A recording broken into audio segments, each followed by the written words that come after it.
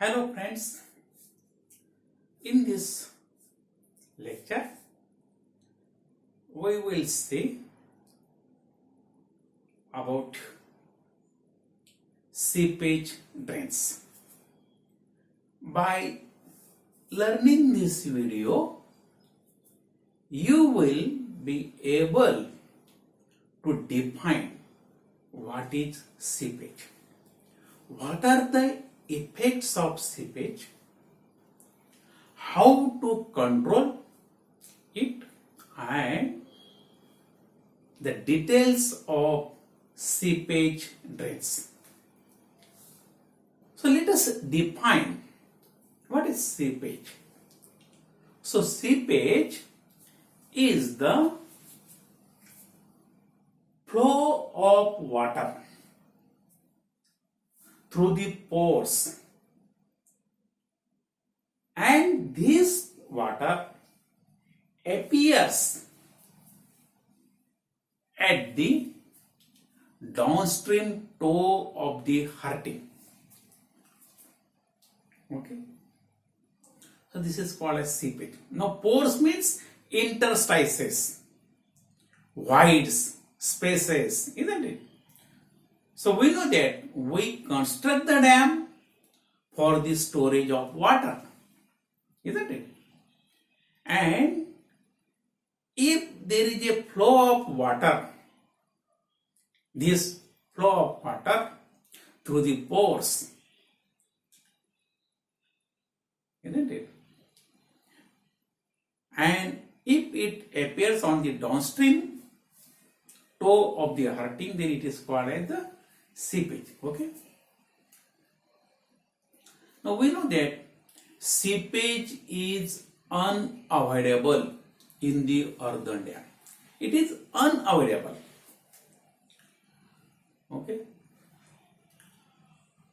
But you have to minimize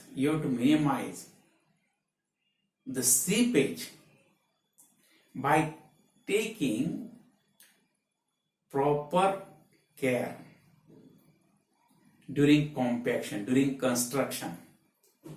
Because in case of earthen dam, you have to deposit the earth in layers, and that layers are compacted to the optimum moisture content, isn't it? So you have to take certain precautions during construction. You have to take proper provisions to control the seepage, isn't it? So if this water flows through the pores, then there is a loss of water. So this is the first effect. There is a loss of valuable water due to seepage, because we construct the dam for storing, and if it flows through the pores, then naturally there is a loss of valuable water. So this is the first effect. The second effect is that due to flow of water through the soil pores, it increases the pore pressure. There is an increase in the pore pressure, and thus it affects the strength of the soil. And again, if this seepage exceeds certain limit, then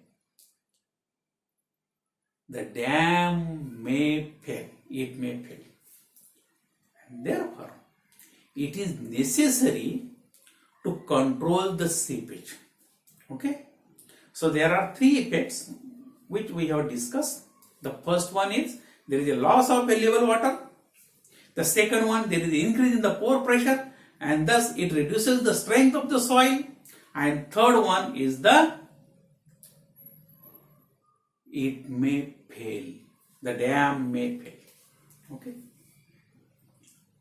Now, and therefore, it is necessary to control the seepage. To control the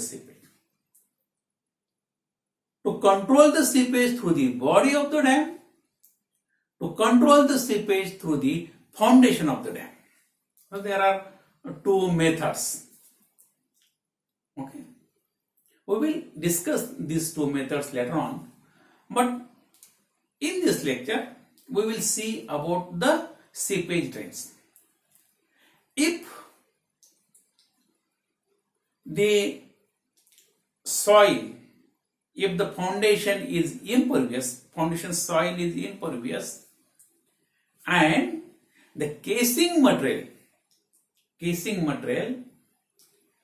is having poor drainage property, then in such a cases you have to provide drains, chimney drains, vertical drains or inclined drains like that. Okay.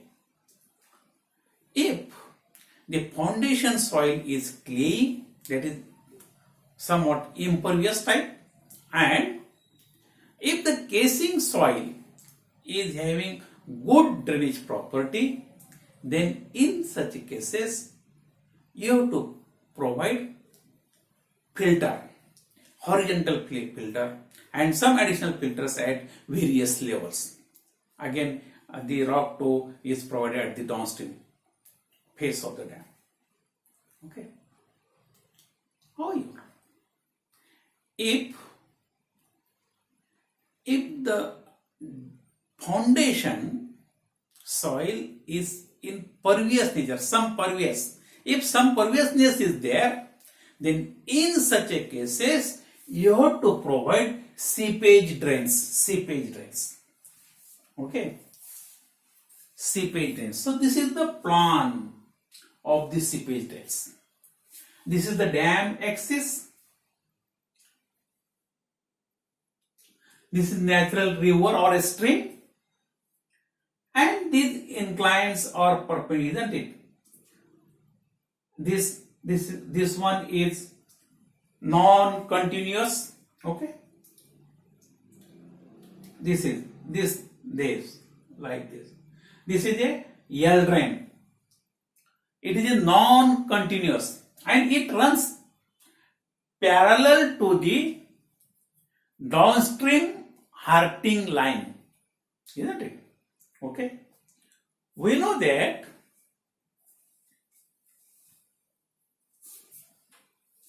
the dam section is like this.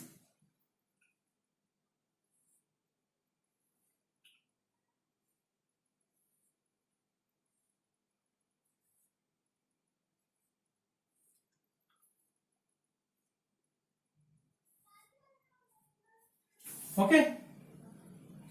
So this is a dam section, Ardhan Dam, and this, suppose this is upstream, this is downstream, isn't it?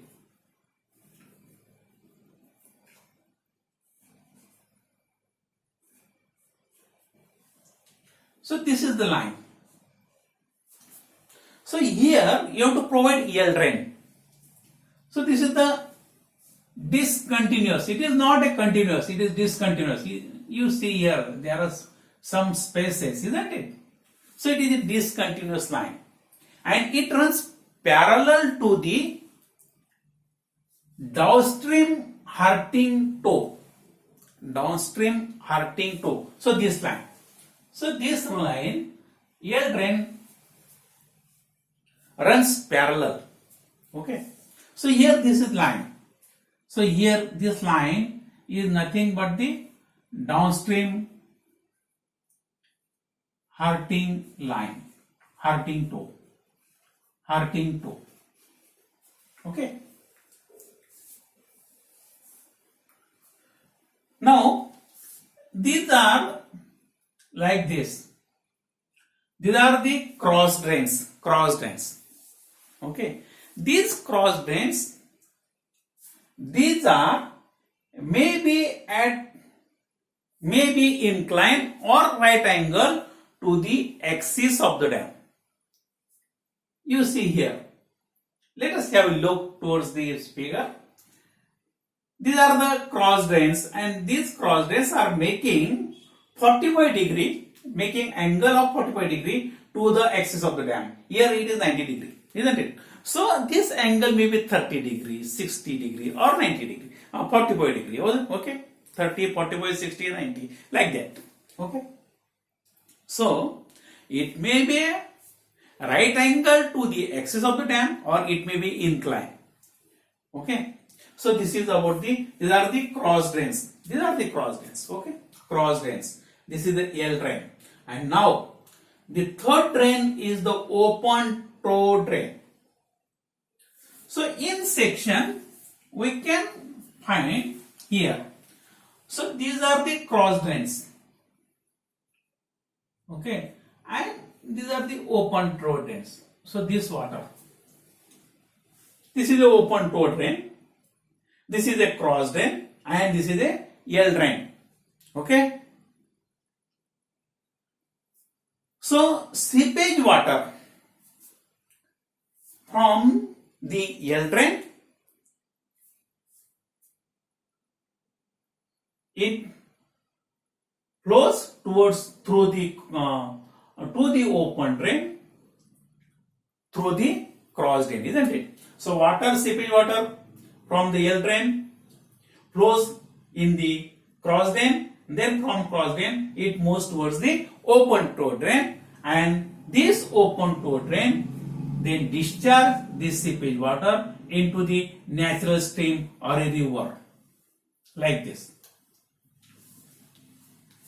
Okay. So this is about the seepage drains. The L drain is running parallel to the downstream hurting toe. It is a discontinuous drain. It is filled with, you have to excavate the drain, and it is filled with inverted filter medium. Okay. Then these are the cross drains and this is the open toe drain. Okay, this is open toe drain. Okay. So this is about the drainage of these. When we have to construct this? So these seepage drains are necessary when the soil, foundation soil is somewhat pervious. Some perviousness is there, isn't it? Then under such circumstances, you have to provide the L drains, cross drains and the open toe drains. So I think let us summarize. So in this lecture we saw the definition of the seepage, then what are the effects of seepage, then how to control the seepage and details of these drains. Okay, so we'll stop here. Thank you for watching.